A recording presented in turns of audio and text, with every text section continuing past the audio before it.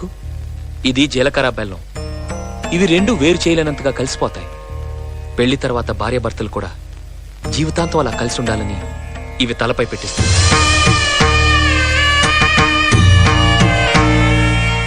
ఇది మంగళసూత్రం. మంగళం అంటే పవిత్రత, సూత్రం అంటే తాడు.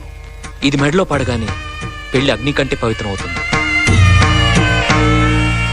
పుట్టింటికెళ్తే అత్తారింటిని, అత్తారింటికెళ్తే పుట్టింటిని మర్చిపోకూడదనే 2 బొట్లున్న తాళ్ళని మెడలో కట్టిస్తారు. తలంబ్రాలంటే తలపై నుండి రాలిపడేవి. ఆ ఇంట్లో సిరి సంపదలు కూడా అలా వచ్చి పడాలనే తలంబ్రాలు పోయిస్తారు. 7 అడుగుల్లో ప్రతి అడుగుకి ఒక అర్థం ఉంది. మొదటి అడుగు అన్నపానాల కోసం, 2వ అడుగు సుఖ సంతోషాల కోసం,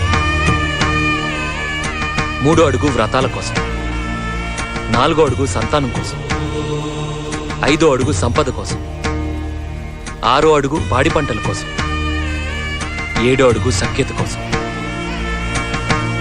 ఒకరి వెంట ఒకరు 7 అడుగులు నడిచి 6వ ప్రాణంగా 5వ తనాన్ని మూటగట్టుకొని 4 దిక్కుల సాక్షిగా 3 ముళ్ల బంధంతో 2 జీవితాలు ఒకటయ్యేదే పెళ్ళంటే.